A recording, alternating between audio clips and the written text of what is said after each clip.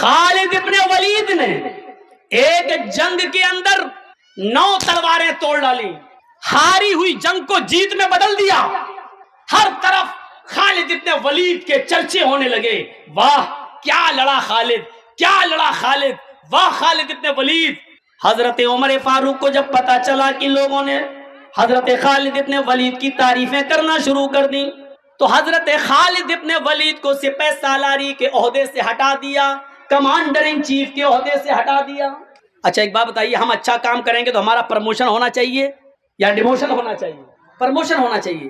حضرت خالد ابن ولید نے 9 تلواریں توڑی، ہاری ہوئی جنگ کو جیت میں بدل دیا، چاروں طرف چرچے ہو رہے ہیں، تو حضرت عمر کو ان کو آگے بڑھانا چاہیے، پروموشن دینا چاہیے یا نیچے؟ عقل تو یہی کہتی ہے کہ آگے پروموشن دینا چاہیے، لیکن حضرت عمر نے الٹا کیا۔ کیا کیا؟ خالد ابن ولید کو معزول کر دیا، ان کو کمانڈر ان چیف کے عہدے سے ہٹا دیا اور عام سپاہی بنا کر تلوار دے دی، جاؤ اب تم کمانڈر ان چیف نہیں، کسی بھی جنگ میں جاؤ گے تو ایک معمولی سپاہی کی حیثیت سے لڑو گے۔ لوگوں نے کہا خالد عمر نے تمہاری انسلٹ کی ہے، عمر نے تمہیں ذلیل کیا ہے، تم نے تو بہادری دکھائی ہے جنگ کے اندر، تمہیں تو انعام ملنا چاہیے تھا، لیکن خالد تمہیں ہٹا دیا گیا ہے، چھوڑ دو عمر کو، ہٹ جاؤ، استعفیٰ دے دو، تمہارے لیے بہت سے راستے کھلے ہیں، ادھر آ جاؤ۔ خالد ابن ولید نے جو جواب دیا وہ ایمان سے بھرا ہوا جواب تھا۔ خالد ابن ولید نے کیا جواب دیا؟ نحنو نقاتل فی سبیل اللہ ولا نقاتل فی سبیل عمر، ہم جو جنگ لڑ رہے تھے وہ اللہ کے راستے میں لڑ رہے تھے، عمر کے راستے میں نہیں لڑ رہے تھے، ہم نے جنگ اللہ کے لیے لڑی ہے، عمر کے لیے نہیں ہے، ہم معمولی سپاہی بن کر بھی ہم جہاد کریں گے لیکن عمر کے لیے نہیں، عمر کے رب کے لیے کریں گے۔ میرے بھائیوں یہ اسلام تھا، یہ ایمان تھا اس زمانے کے صحابہ کے اندر۔ تم تو اپنے بھولے بھالے جو دور سے آئے ہیں یہ مسلمان بھائی جو سننے کے لیے آئے ہیں، تم ان کو تکلیف دینے کے لیے ان کے سامنے کھڑے ہو گئے ہو، تم ان کے لیے مصیبت بنے ہو، تم اپنے بھائیوں کو راستہ نہیں دے سکتے ہو، ان کے لیے بیٹھ نہیں سکتے ہو، تم اسلام کے لیے اپنی جان کی قربانی کیا دو گے؟ لعنت ہے، آج کہنا پڑ رہا ہے تم سے، بڑی بدقمباش قوم ہو چکی ہو یہ مسلم قوم۔ کسی سائنٹسٹ نے کہا تھا جب میں نے قرآن پڑھا تو مجھے دنیا کی سب سے بہتر مذہب اسلام لگا، لیکن جب ہم نے دورہ کیا تو دنیا کی سب سے بری قوم ہمیں مسلمان نظر آئی ہے۔ سب سے اچھا مذہب اسلام لگا لیکن سب سے بدتر قوم ہمیں مسلمان نظر آئی ہے۔ یہ قوم ہے ہماری، لاکھ سمجھانے کے باوجود نہیں مانتی ہے اور دوسروں کو تکلیف دیتی ہے۔ میرے بھائیوں ہمیں سوچنا چاہیے اور چلو بھر پانی میں ڈوب کے مر جانا چاہیے کہ آپ کا خطیب یو پی سے جس کو محبتوں کے ساتھ تم بلاتے ہو لیکن اس کی اتنی سی بات ماننے کے لیے تیار نہیں ہو، جب میری نہیں مان سکتے ہو تو اسلام کی بات کیا مانو گے اور قرآن کی بات کیا مانو گے؟ میرے بھائیوں اس سے زیادہ میں کچھ نہیں بولوں گا، کچھ نہیں کہوں گا، زیادہ سے زیادہ اتنا باقی رہ گیا ہے کہ میں اپنا دامن اٹھا کر بھیک مانگ لیتا ہوں آپ سے کہ اللہ کے واسطے بیٹھ جاؤ، اب اس سے زیادہ ذلیل کر کے مت دکھائیے مجھے، میں نے بھیک مانگ لی ہے آپ سے، میں نے دامن اٹھا لیا آپ کے سامنے، اب اس سے زیادہ ذلیل مت کریے گا مجھے، بیٹھ جائیے بس، اس سے زیادہ ہم کچھ نہیں کہیں گے۔ آئیے بڑی اچھی باتیں ہونے لگی ہیں تو اب میں نے آپ کو بتا دیا ہے میرے بھائیوں، خالد ابن ولید کو لوگوں نے بہت بہکایا، ادھر آ جاؤ، ادھر آ جاؤ، یہاں تک کہ ان سے کہا گیا کہ ہمارے مذہب میں آ جاؤ، ہم تمہیں آدھے ملک کی حکومت دے دیں گے اور اپنی شہزادی کا نکاح بھی تمہارے ساتھ کر دیں گے۔ خالد ابن ولید کو بادشاہ نے آفر دے دیا، ہم آدھی ملکیت آدھی بادشاہت دے دیں گے اور اپنی شہزادی کا نکاح تمہارے ساتھ، شادی تمہارے ساتھ کر دیں گے۔ عمر نے تمہاری انسلٹ کی لیکن خالد ابن ولید کا جواب سنیے میرے پیارے ساتھیوں، وہ جواب یہی تھا کہ نحن نقاتل فی سبیل اللہ ولا نقاتل فی سبیل عمر، میں نے جو جنگ لڑی ہے وہ اللہ کے لیے، اللہ کے راستے میں لڑی ہے، عمر کے راستے میں نے نہیں لڑی ہے۔ عمر نے مجھے گورنری یا کمانڈر ان چیف کے عہدے سے ہٹایا ہے، سپاہی تو ہوں میں، ایک معمولی انسان ہو کر بھی میں لڑوں گا، اور جو کام میں نے کمانڈر ان چیف کی شکل میں کیا اس سے بڑھ کر کام ایک معمولی سپاہی کی حیثیت سے میں کروں گا، کیونکہ میں عمر کے لیے نہیں لڑ رہا ہوں، عمر کے رب کے لیے لڑ رہا ہوں۔ میرے پیارے ساتھیوں یہ جذبہ ہونا چاہیے ہمارے اور آپ کے اندر ایمان کا۔ کوئی عہدے کی لڑائی نہیں تھی، ہم تو مر جاتے ہیں، مدرسے کا اچھا سیکریٹری اس کو بنا دیا ہمیں نہیں، مسجد کا متولی اس کو بنا دیا ہمیں نہیں، اسی پہ جنگیں ہوتی لڑتے، یہاں تک کہ کورٹ میں بھی مقدمے پہنچ جاتے ہیں، صاحب میں ہوں رجسٹرڈ ہوں, میں چڑھا ہوا ہوں, مجھے ہٹا دیا گیا. مسجدوں اور مدرسوں کے معاملات آج عدالتوں میں, اس سے بڑی شرم کی بات ہمارے لیے اور کیا ہو سکتی ہے؟ میرے پیارے بھائیوں, ہمیں غور کرنا چاہیے اپنے آپ پر, کیا ایمان سے ہمارا رشتہ جڑا ہوا ہے؟ آئیے ایمان کی طاقت پر آپ کو ایک بہت زبردست مثال دیتا ہوں. دنیا کی تاریخ میں ایک شخص ایسا بھی گزرا ہے جس نے بیک وقت پوری دنیا پر حکومت کی ہے. 4 لوگوں نے کی ہے, ان میں ایک فرعون کا نام بھی آتا ہے. بہت زبردست ظالم گزرا ہے. اور فرعون کے مقابلے میں اللہ تعالیٰ نے کس کو پیدا کیا تھا؟ موسیٰ علیہ السلام کو. یہ واقعہ آج بالکل میری زبان سے ایک نیا واقعہ ہوگا آپ کے لیے, ذرا سنیے. ایمان دیکھیے کس کو کہتے ہیں, یہ چیز مجھے آپ کے سامنے رکھنا ہے. جب تھک گیا فرعون بھی تو کہا کہ موسیٰ آؤ مقابلہ کر لیتے ہیں, یا تو آپ تمہارے آدمی اس دنیا میں رہیں گے یا میرے آدمی رہیں گے, آؤ ایک میدان میں جمع ہو جاتے ہیں. موسیٰ علیہ السلام اپنے چند لوگوں کو لے کر چلے جاتے ہیں. موسیٰ پر ایمان لانے والے تھے ہی کتنے, معمولی لوگ, چند لوگ. فرعون کی پوری فوج آ گئی. فرعون نے اپنے جادوگروں کو بلا لیا, ادھر آؤ آؤ آپ کو ایک منظر دکھاتے ہیں. یہاں اسپیڈ میری تھوڑی سی سلو ہو جائے گی کیونکہ مجھے سمجھانا ہے. فرعون نے اپنے ساتھیوں کو بلا لیا, ادھر آؤ. ایسے کرتب دکھانا, ایسے تلسم دکھانا کہ آج موسیٰ اور موسیٰ کے قوم کے لوگ, یہ مسلمان جتنے آئے ہیں سب ہار جائیں. دیکھو ہمارا نام مٹی میں نہ ملنے پائے, آج تمہیں موسیٰ کو شکست دینا ہے, موسیٰ کو ہرانا ہے. فرعون کو اپنے جادوگروں پر بہت بھروسہ تھا. جادوگروں نے کہا بالکل آپ تیار رہیے, موسیٰ اور اس کے قوم کو ہرانا میرے بائیں ہاتھ کا کام ہے, ابھی ہرا دوں گا. جب دونوں آمنے سامنے آ گئے, ادھر فرعون کا لشکر کھڑا ہے, فرعون بھی, ادھر موسیٰ اور موسیٰ کا لشکر کھڑا ہے. فرعون کے جادوگروں نے فرعون سے کہا, اوہو ایمان دیکھیے, فرعون کے جادوگروں نے فرعون سے کہا اِنَّا لَنَا لَأَجْرًا ان کننا نحن الغالبین. اے فرعون, اے ہمارے بادشاہ, اگر ہم موسیٰ سے جیت گئے, موسیٰ پر غالب آ گئے, موسیٰ کو ہرا دیا تو ہمیں کیا انعام ملے گا؟ انا لنا لاجرا ان کننا نحن الغالبین. اگر ہم غالب آ گئے, قرآن کہہ رہا, قرآن, اگر ہم غالب آ گئے تو ہمیں کیا انعام ملے گا, ہمیں آپ کیا نوازیں گے, ہمیں کیا دیں گے؟ ادھر سے فرعون کی طرف سے جواب آتا ہے, نعم وَإِنَّكُمْ لَمِنَ الْمُقَرَّبِينَ, تم ہمارے خاص لوگوں میں شامل ہو جاؤ گے, کیبینٹ میں تمہیں جگہ مل جائے گی, تم ہمارے مقرب بن جاؤ گے, میرے آس پاس بیٹھو گے, میرے ساتھ چلو گے, کھاؤ گے, پیو گے. ابھی کسی کو پتا چل جائے کہ ہم یہ کام کریں گے تو مودی جی کا ہم قریبی بن جائیں گے, تو کرے گا کہ نہیں کرے گا؟ فوراً کر جائے گا.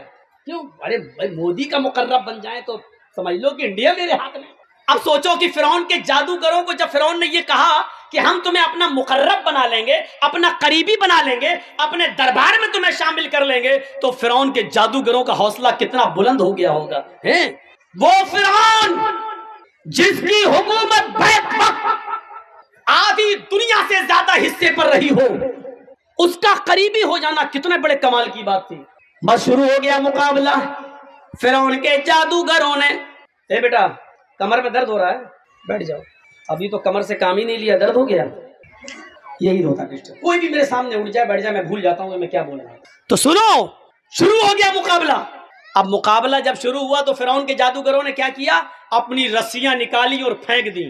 وہ رسیاں چلنے لگیں, سانپ کی طرح رینگنے لگیں. موسیٰ علیہ السلام تھوڑا ڈر بھی گئے ہیں, دیکھنے والوں کو سانپ نظر آنے لگا. پھینکی رسیاں, وہ سانپ نظر آنے لگیں. موسیٰ علیہ السلام ڈر بھی گئے. اللہ نے کہا لا تخف یا موسیٰ, موسیٰ ڈرو نہیں. رسیاں سانپ بن گئیں. سانپ تو تھی نہیں, وہ تھی رسیاں, لیکن دیکھنے والوں کو سانپ دکھ رہی تھی. اللہ نے کہا نلقی عصاک, اے موسیٰ جو تمہارے ہاتھ میں ڈنڈا ہے وہ زمین پر مار دو. اب دیکھیے کیا ہوا, مقابلہ دیکھیے کیسا ہو رہا ہے. تمہارے ہاتھ میں جو ڈنڈا ہے اس کو زمین پر مار دو. موسیٰ علیہ السلام نے جو اپنا ڈنڈا زمین پہ مارا, فَإِذَا هِيَ تَلْقَفُ, ایسا لگا وہ ایک اژدہا بن گیا اور اژدہا کی شکل میں آیا, اور آتے ہی اس نے فرعون کے جادوگروں کی رسیوں کو جو سانپ دکھ رہے تھے سب کو کھا گیا. सबको हजम कर गया। जो खोला मुंह सब उसके मुंह में चले गए जितने सांप दिख रहे थे। फिरौन के जादूगर हक्का बक्का रह गए हैं। वो समझ गए, यहीं से वो समझ गए कि हमने जो दिखाया वो तिलस्म था, हमने जो दिखाया वो जादू था, हमने जो दिखाया वो ढोंग था, हमने जो दिखाया वो मक्कारी थी, हमने जो दिखाया वो एक चाल थी। लेकिन मूसा ने जो दिखाया वो मक्कारी नहीं है, वो चाल नहीं है, वो जादू नहीं है, वो अल्लाह की मदद है। मूसा ने जो दिखाया वो जादू नहीं है। वो समझ गए। वो ये भी समझ गए कि अब बिल्कुल बचने का रास्ता नहीं है। बैक वक्त जैसे ही उन्होंने देखा कि हमारी रस्सियों को जो सांप नजर आ रही थी, मूसा का अजदा खा गया, मूसा ने जो डंडा मारा वो अजदा बन गया, खा गया। वो समझ गए कि मेरी हालत खराब है।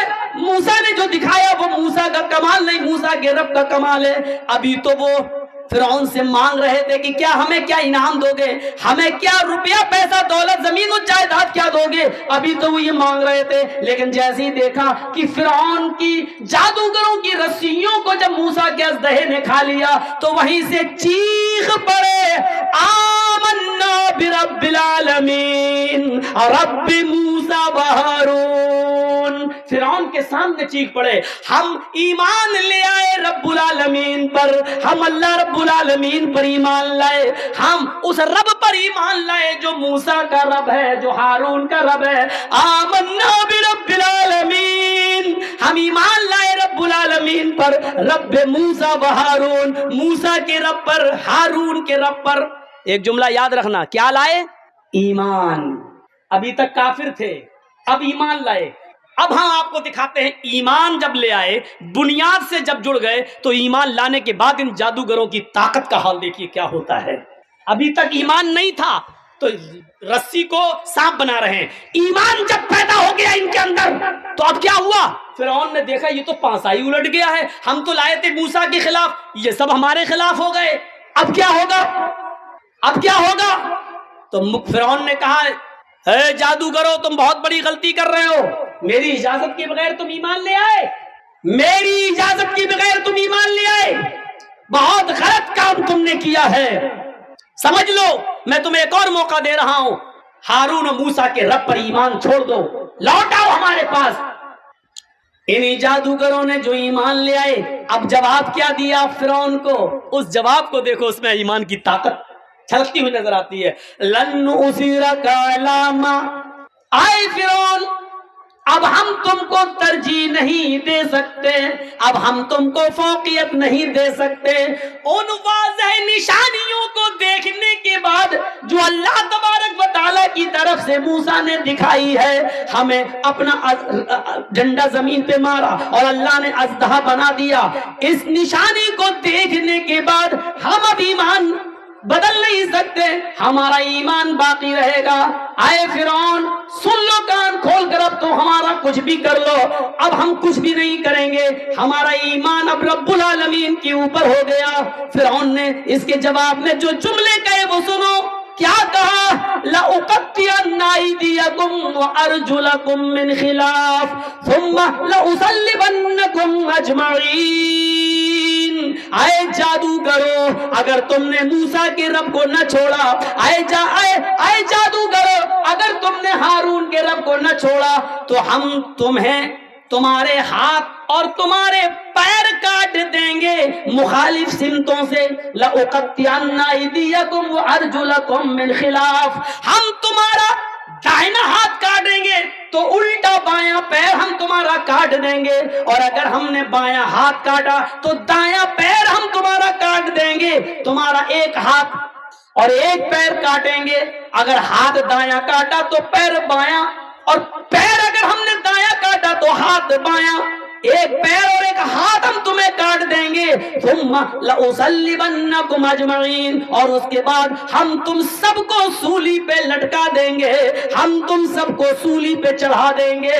इसके जवाब में ईमान चूंकि पैदा हो चुका था, फिरौन सामने था, फिरौन का लश्कर सामने था, लेकिन इसके बावजूद जब ईमान पैदा हो गया तो इसके जवाब में उन्होंने क्या कहा? फिरौन के जादूगरों ने जो ईमान लाए क्या कहा? फ़क़ज़ी मा अंत क़ाज़ी फक़ज़ी मा अंत क़ाज़िन, ऐ फिरौन तुझे जो करना है कर, मेरा हाथ काटना है काट, मेरा पैर काटना है काट, मुझे सूली पे चढ़ाना चढ़ा दे, मुझे फांसी देना है फांसी दे दे। अंत क़ाज़िन, तू काजी है, तू जज है, तू जो चाहे कर, तुझे इख्तियार है कर ले, लेकिन इतना याद रखना इन्नमा तक़ज़ी हाज़िहिल हयातिद दुनिया, तू सिर्फ दुनिया की जिंदगी का फैसला कर सकता है, आखिरत की जिंदगी का फैसला तू नहीं कर सकता। आखिरत में तो मेरा रब मेरे साथ है ही, इसलिए तुझे दुनिया में जो करना हो कर ले। जो अभी फिरौन के करीब होना चाहते थे, फिरौन से इनाम मांग रहे थे, लेकिन मूसा पर ईमान लाए और ईमान लाने के बाद उनकी ताकत का हाल ये हो गया कि न वो फिरौन से डरे, न फिरौन के लश्कर से डरे। फिरौन ने उनका हाथ काटा कटवा लिया, उनका पैर काटा कटवा लिया, उनको सूली पे लटकाया लटक गए, लेकिन फिर अल्लाह पर जो ईमान ला चुके थे उसको बदला नहीं। फिर रब मूसा और हारून के रब पर ईमान छोड़ा नहीं। ईमान ये होता है और ईमान की ताकत ये होती है। क्या हमारे पास ईमान की ताकत है? ये हम अपनी सोसाइटी पर नजर डालें, हम अपने मंजर पर नजर डालें, हम अपने समाज पर नजर डालें और देखें कि कितना ईमान है हमारे अंदर, कितने % हम मुसलमान हैं। हम अपनी जिंदगियों पे भी तो नजर डालें। वो तारिक इब्ने ज़ियाद जिसकी तारीख आपने पढ़ी होगी, वो तारिक इब्ने ज़ियाद जब बहुत से शहरों को फतह करते हुए अफ्रीका के जब स्पेन की धरती पर पहुंचता है, वो तारिक इब्ने ज़ियाद बहुत से मुल्कों को फतह करने के बाद जब स्पेन की धरती पर, स्पेन की सरजमीन पर पहुंचता है, तो तमाम लश्कर वालों का जो तारिक इब्ने ज़ियाद की फौज थी, तमाम उस फौज के बारे में हुक्म देता है कि कश्तियों में आग लगा दो। समंदर से रास्ता पार करते हुए स्पेन में घुसते हैं तारिक इब्ने ज़ियाद, और जब स्पेन पहुंच जाते हैं तो जो फौज कश्तियों में आई थी, नाव पे आई थी, तारिक इब्ने ज़ियाद ने हुक्म दिया सारी कश्तियों को जला दो। लोगों ने कहा ये क्या कर रहे हैं आप, क्यों जला दें? फरमाया अब या तो इस धरती के ऊपर अल्लाह के इस्लाम का झंडा गड़ेगा या हम मरेंगे।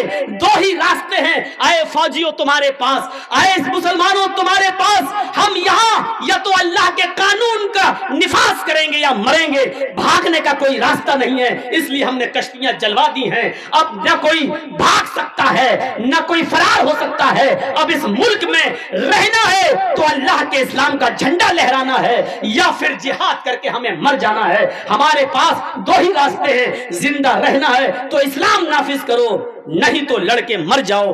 भागना, कोई भागे नहीं, इसलिए मैंने कश्तियां जला दी ताकि न रहेगा बांस न बजेगी बांसुरी। ये ईमान था, ईमानी ताकत उनके अंदर थी। मेरे भाइयों, ये डर पैदा हुआ कि अगर ये यहाँ स्पेन की फौज से कहीं हमारे मुसलमान डर न जाएं, कहीं कश्ती से आए, कश्ती उठाकर फिर भाग न जाएं, इसलिए स्पेन पहुंचने के बाद तारिक इब्ने ज़ियाद ने कश्तियां जलवा दी और कहा अब या तो रहेंगे तो इस्लाम कायम करेंगे या फिर लड़कर मर जाएंगे। दो रास्तों के अलावा तीसरा रास्ता हमारे पास नहीं है, और ये वही कर सकता है जिसके पास ईमानी ताकत हो। हमारी बुनियाद कमजोर है। अभी देख लीजिए, अभी एक लड़के की किसी लड़की से शादी की बात माँ बाप चलाने लगे, ईमान का अंदाजा लगा लीजिएगा, वहीं पर फौरन बात होते होते बात आ जाएगी। बेटा क्या करता है कि कपड़े की दुकान है, 10 लाख रुपए की दुकान है, उस पर बैठता है। फौरन लड़के का बाप एकदम कहेगा कि जब 10 लाख की दुकान पे बैठता है तो कम से कम एक मोटरसाइकिल तो आप दे ही दोगे। मेरा बेटा 10 लाख की दुकान पे बैठता है, कपड़े की दुकान पे बैठता है, तुम्हारी बेटी को खिलाएगा पिलाएगा, तो क्या आप दुकान पे आने जाने के लिए क्या एक बाइक नहीं दे सकते हो? अभी पता चल जाएगा शादियों के मौके पर कि ईमान कितना % हमारे अंदर मौजूद है। मेरे भाइयों, मैंने कल के भी जलसे में कहा था कि जब कोई अपने बेटे के नाम पर बाइक मांगता है, मोटरसाइकिल मांगता है, तो अल्लाह की कसम मुझे ऐसा लगता है कि इससे बड़ा इंटरनेशनल भिखारी कोई है ही नहीं। मेरे दरवाजे पर कोई लगड़ा लूला आए, 100, 200, 500 रुपए देने में अच्छा लगता, कमाने के लायक नहीं है, हाथ कटे हैं, पैर कटे हैं, लंगड़ा है, आंखों से अंधा है, अल्लाह के नाम पे मांग रहा, 100 रुपए दे दो बेचारे को, अच्छा लगता है क्योंकि वो अल्लाह के नाम पे मांग रहा है। अब ईमानदारी के साथ बताओ, ये हट्टा कट्टा नौजवान तंदुरुस्त और अपने बेटे के नाम पे कह रहा है 70,000 की बाइक दे दो, वो अल्लाह के नाम पे मांग रहा है, ये बेटे के नाम पे मांग रहा है। तो ईमानदारी के साथ बताइए कि इंटरनेशनल भिखारी कौन हुआ? जो अल्लाह के नाम पे 100 रुपए मांगता वो, या जो अपने बेटे के नाम पर मोटरसाइकिल मांग रहा है वो कौन है? ये आप फैसला करके बताइए कि इन दोनों में इंटरनेशनल भिखारी कौन है। अल्फाज मेरे कड़वे हैं, सख्त हैं, जहरीले हैं, लेकिन सुनना पड़ेगा आपको। माफी नहीं मांगूंगा मैंने भीख मांग ली शेरवानी का दामन उठाकर अपनी कौम के लिए, लेकिन यहां मैं गलत नहीं हूं। मैंने कहा है इंटरनेशनल भिखारी, मैं अपने जुमलों पे कायम हूं, इसके लिए मैं आपसे माफी का चंदा नहीं मांगूंगा कि माफ कर दो। नहीं, क्यों मांगे? हमने कोई गलत बोला है क्या? हो इंटरनेशनल भिखारी, मैं क्या करूं? अपने बेटे के नाम पे मांगोगे और हम आपको भिखारी भी ना कहें। वाह साहब, बारात आ रही है साहब, 400 और 500 आदमी बारात में जा रहे हैं। ईमान देखिए हमारा, 400-500 आदमी। लड़की वाले से कह रहे हैं साहब हेलो 400 आदमी की बारात जा रही है। अच्छा, लड़की का बाप मजबूर है, अच्छा ठीक है, सुनो दहेज में 2-3 आइटम कम दे दोगे चलेगा, लेकिन खातरी में कमी नहीं होनी चाहिए। हमारे मेहमान की मेहमान नवाजी अच्छी होनी चाहिए। जानते हो इसका मतलब क्या है? ये लड़के का बाप जो लड़की के बाप से कह रहा है मेहमान नवाजी अच्छी होनी चाहिए, इसका मतलब आप समझ रहे हो? इसका मतलब है मेरे साथ जो 250-300 बाराती आ रहे हैं, बाराती नहीं चोर जो आ रहे हैं, चोर भी नहीं, डाकू, ये लुटेरे जो हमारे साथ आ रहे हैं, इनको छोटा बड़ा नहीं चलेगा, छोटा देना। मतलब मुंह से नहीं कह रहा, मुंह से इतना कहा खातरी अच्छी कर देना। जहेज में 1-2 आइटम कम दे देना चलेगा, लेकिन खातरी अच्छी कर देना, मेहमान नवाजी अच्छी। ये इस अच्छी में बहुत सी चीजें छिपी हुई है। यानी बड़ा नहीं चलेगा, छोटा देना, पोल्ट्री नहीं चलेगा, देसी मुर्गा चलेगा, वो देना, 1 आइटम नहीं चलेगा, 5-6 आइटम देना। इस अच्छी में ये सारी चीजें छिपी हुई हैं। और इन लुटेरों का पेट भरने के लिए उस लड़की का बाप कहां से बेचारा कर्जा लेता है और आपको एक टाइम अच्छा खाना खिला देता है। अच्छा खाने का मतलब समझ गए ना? आपको बड़े का नहीं मटन खिला देता है, देसी मुर्गा खिला देता है, आपके पेट की जहन्नम को भर देता है। हालांकि इस एक दिन के खिलाने के चक्कर में उस आप लड़की के बाप को उसका कर्ज का अदायगी करते हुए कितना सूद देना पड़ता है और कितने साल तक उसका कर्जा अदा नहीं कर पाता है वो बेचारा। कभी आपने उस गरीब बाप की गुर्बत की तरफ भी आपने ख्याल रखा है? इतना याद रखना, अगर आपने किसी गरीब की गुर्बत को नहीं देखा तो आप जालिम हो जाएंगे, आप जालिम कहलाएंगे। ये जमीन पड़ी है, ये खाली जमीन है जहां औरतें बैठी हुई हैं, मैं यही रहता हूं, थोड़ा पानी दीजिए, मैं यही रहता हूं। चलिए मान लीजिए मुझे मालूम है कि ये एक जमीन किसकी है। आपका नाम? शराफत अली का नाम है। मान लीजिए जमीन शराफत अली साहब की है। अब सुनिए, बहुत इंपॉर्टेंट बात बताने जा रहा हूं, सुनना पड़ेगा तुम्हें नहीं, तुम्हारे बाप को भी सुनना पड़ेगा। जब तक मैं यहां हूं, ये पावर मुझे मोहम्मद रसूलुल्लाह ने दिया है। बैठो यहां पर, सुनो, ये जमीन शराफत अली साहब की है, 2 लाख की जमीन है। मुझे मालूम है कि 2 लाख की जमीन है, लेकिन शराफत अली साहब की वालदा की तबीयत खराब है, इनको हॉस्पिटल में अपनी माँ का इलाज करा रहे हैं। अब जर्जीस साहब सोच रहे हैं कि शराफत अली अपनी माँ की तबीयत का इलाज कराने के लिए अपनी जमीन बेचेगा, क्योंकि उसके पास पैसा नहीं है। अब जर्जीस साहब उसकी जमीन बिकने का इंतजार कर रहे हैं और मजबूरी का फायदा उठाना चाहते हैं कि 2 लाख की जमीन हमें 1.5 लाख में मिल जाए। शराफत साहब आए, जर्जी साहब आप मोहल्ले में अच्छे आदमी हैं, आप हमारी ज़मीन ले लीजिए। साहब हमें ज़मीन की ज़रूरत नहीं और लॉकडाउन के बाद ज़मीन की कीमत बढ़ भी नहीं रही है साहब, हालात ख़राब नहीं है। साहब ले लीजिए, मेरी माँ की तबीयत ख़राब है। ओह अच्छा, वालदा की तबीयत ख़राब, हाँ ठीक है, अगर 1.5 लाख रुपए में देना तो दे दो, क्योंकि ज़मीन की कीमत बढ़ तो रही नहीं है। मालूम है कि 2 लाख की है, लेकिन शराफत अली साहब मजबूर है और ये अपनी माँ का इलाज कराने के लिए वो जमीन 1.5 लाख रुपए की दे देते हैं। हमने 1.5 लाख लगाया, इन्होंने 1.5 लाख दे दिया, लेकिन जर्जीस को मालूम है कि वो जमीन 2 लाख की है। अल्लाह की कसम हम इसके बावजूद बेईमान हैं, चाहे सौदा करके ही हमने क्यों ना लिया हो, क्योंकि हमें मालूम है कि वो 2 लाख की जमीन है। हम हक मार रहे हैं, हम मजबूर की मजबूरी का नाजायज फायदा उठा रहे हैं। और इस्लाम ये कह रहा है कि तू चाहे कितनी नमाजें पढ़ ले, चाहे कितने रोजे रख ले, लेकिन तूने अपने मुसलमान भाई के ऊपर जुल्म किया है। अल्लाह की कसम तेरी नमाज कबूल नहीं होगी, तेरा रोजा कबूल नहीं होगा। हम पढ़े कहाँ हैं? चले गए मस्जिद में, पढ़े आए, 2 रकात नमाज पढ़ के दाढ़ी पे हाथ फेर के निकल गए, लगता है जैसे अल्लाह पे बहुत बड़ा एहसान करके आए हैं, अल्लाह पे बहुत बड़ा एहसान करके आए हैं। जब तक तुम लोगों की मजबूरी का फायदा उठाओगे तुम्हारी इबादत कबूल नहीं होगी। कभी आपने ये भी सोचा है कि साहब 2 लाख की जमीन है शराफत अली साहब की, इनकी माँ का इलाज होना है, बेचारे को जरूरत है पैसों की, चलो 2 लाख की जमीन को हम 2.25 लाख में ले लेते हैं। बेचारा अपनी माँ का इलाज करा रहा है, ऐसे किसी के सामने हाथ फैलाने में शर्म आ रही है, चलो 2 की जमीन हम 2.25 में खरीद लेते हैं। हमारी जमीन पड़ी रहेगी 2-4 साल, उसकी कीमत बढ़ जाएगी, लेकिन एक मजबूर आदमी बेचारा अपनी माँ का इलाज करा लेगा। कभी 2 लाख की जमीन को 2.25 लाख में लिया हमने? कभी 2 लाख की जमीन का 2.5 लाख दिया है? जब 2 का 2.5 नहीं दे सकते हो तो 2 का 1.5 देना भी जुल्म है, जुल्म है, जुल्म है। रब्बे काबा की कसम जुल्म है, और अल्लाह इसको माफ नहीं करेगा। मजबूर के मजबूरी का फायदा उठाएंगे आप? ईमान इस चीज का नाम नहीं। यही तो हमारी ईमान की कमजोरी है, यही तो हमारी ईमान में कमजोरी है। हमारी बुनियाद जब कमजोर है तो इमारत कैसे मजबूत हो सकती है? इमारत हमारी कैसे मजबूत हो सकती है? हमें अपने ईमान को मजबूत करना है। वो कौन सा ईमान था? वो कौन सा ईमान था? क्या आती है एक औरत कबीरे गामदिया से सहाबिया है, आती है, अरे अल्लाह के नबी मुझसे एक जुर्म हो गया है। क्या जुर्म हुआ है? सुन लो, थोड़ी देर के लिए और बैठ लो, इस वाक़े को सुन लो। आंखों में आंसू आ जाते हैं, इस वाक़े को सुनने के बाद इंसान रोने पे मजबूर हो जाता है। ये वाक़या हमारे ईमान को झंझोड़ता है। इस वाक़े को सुन लो, चले जाना थोड़ी देर, ये भीख में और डाल दो मेरी झोली में, इस वाक़े को सुन लो। वो औरत आती है, अरे अल्लाह के नबी मुझसे जुर्म हो गया है। आपने कहा तौबा कर। कहने लगी अल्लाह के नबी मैं इसी दुनिया में पाक होना चाहती हूँ, मैं इसी दुनिया में उस जुर्म की सजा पाना चाहती हूँ। आपने कहा तौबा कर, अल्लाह से मगफिरत की दुआ मांग, अल्लाह गफूरुर रहीम है। कहने लगी मेरा जुर्म तो सुन लीजिए, क्या इस जुर्म की कोई माफी है भी या नहीं? अल्लाह के नबी ने कहा बता क्या तेरा जुर्म हुआ है, क्या तुझसे गलती हुई है? कहने लगी अल्लाह के नबी मेरा शौहर 2-3 साल से घर पे नहीं है, मैं जंगल में बकरियां चरा रही थी, मैं जंगल में बकरियां चरा रही थी, वहीं पहाड़ी के पास एक चरवाहा भी बकरियां चरा रहा था। हम अपने शौहर से 2-3 साल से दूर थे, इसलिए हमारे दिल की उमंगें उठने लगी और उस बकरियां चरवाने वाले चरवाहे के साथ मिलकर हमने जिस्मानी ताल्लुक, शारीरिक संबंध बना लिया।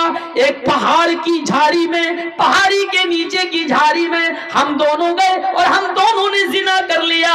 इन्नी सबदुल हद या रसूल अल्लाह, आय अल्लाह के रसूल मैं हद को पहुंच चुकी हूँ, मुझसे इतना बड़ा जुर्म हो गया है। उस जुर्म की सजा इस्लाम में यह है कि मुझे पत्थरों से मार मार के मार डाला जाए। आप कैसे कह रहे हैं कि अल्लाह से माफी मांग ले, अल्लाह से तौबा कर ले? अल्लाह के नबी ने कहा अच्छा ओ ये गुनाह हुआ है तुमसे, जी ठीक है, क्या चाहती हो? कहा मुझे खत्म कर दिया जाए। इस्लाम ने जो सजा बताई है पत्थरों से मार मार के मार डालो, खत्म कर दो, हमें वो सजा दी जाए। अल्लाह के नबी ने कहा ठीक है तुम्हें ये सजा दी जाएगी, जाओ ऐ सहाबियों इस औरत को ले जाओ। ये नहीं पूछा कि किसने किया था, वो मर्द कौन था, आदमी कौन था, कहाँ का रहने वाला था, नहीं ये सब नहीं पूछा। क्यों? जिसकी बात छिपी है छिपी रहने दो, वो जाने और उसका अल्लाह जाने। हमारे यहाँ तो नंगा करने का रवाज है, अच्छा किसने किया ओ फिर उसको फेसबुक पे डालो, व्हाट्सएप पे डालो, ये हमारे ईमान का हाल है। अल्लाह के नबी चाहते तो पूछ सकते थे उस औरत से, अकेले नहीं होता है जिना, किसी मर्द ने किया होगा, कहाँ, कौन है वो, कहाँ का रहने वाला है, लेकिन पूरी हदीस पढ़ जाइए कहीं डिटेल नहीं मिलती है। तुम बता रही हो तुम गुनाह से पाक होना चाहती हो, हम तुम्हें कर देंगे, लेकिन जिसका मामला छिपा है उसके बारे में हमें पूछने का हक नहीं। हो सकता है वो अल्लाह से तौबा कर ले और अल्लाह उसको माफ कर दे, नहीं तो वो जाने और उसका रब जाने, कयामत के दिन जहन्नम में डालेगा। हम कौन होते हैं उसके पीछे पड़ने वाले? ऐप पर पर्दा डालो, उसको जाहिर मत करो, उसको जाहिर मत करो। ये मेरी माँ बहन इस वाक्य को सुने, बहुत अच्छा वाक्य है, तुम्हारे लिए वाक्य है, तुम्हें भी इससे इबरत मिलेगी। अल्लाह के नबी कहते हैं कि जाओ इस औरत को ले जाओ और सीने के बराबर, ये सीना जो होता है औरत का, यहाँ इतना इसको जमीन में गाड़ देना और सर पे पत्थर मारना, और उस वक्त तक पत्थर मारो जब तक कि ये औरत मर न जाए, इसकी रूह न निकल जाए। ये औरत की सजा क्या है? शादीशुदा मर्द की और शादीशुदा औरत की अगर वो जिना कर ले तो सजा क्या है? पत्थरों से मारा जाएगा। मर्द को दौड़ा दौड़ा के मारा जाएगा, मर्द को एक मैदान में खड़ा कर दिया जाएगा बीच में, और चारों तरफ पब्लिक रहेगी, आवाम, सबके हाथों में पत्थर होंगे, اور اس طریقے سے چاروں طرف گھیرا بنا لیا جائے گا کہ وہ بھاگنے نہ پائے، اور بیچ میں اس آدمی کو کھڑا کر دیا جائے گا، اور پھر پتھر مارے جائیں گے، جہاں سے گزرے گا وہی پتھر، سب کے ہاتھوں میں پتھر ہونا چاہیے۔ یہ مرد کی، سمجھ رہے ہیں زنا کی سزا کیا ہے؟ جس کو ہم معمولی کام سمجھتے ہیں وہ اتنا بڑا جرم ہے شریعت میں۔ کسی کی بہن اور بیٹی کی عزت و آبرو سے کھیلنا اتنا آسان نہیں ہے شریعت میں۔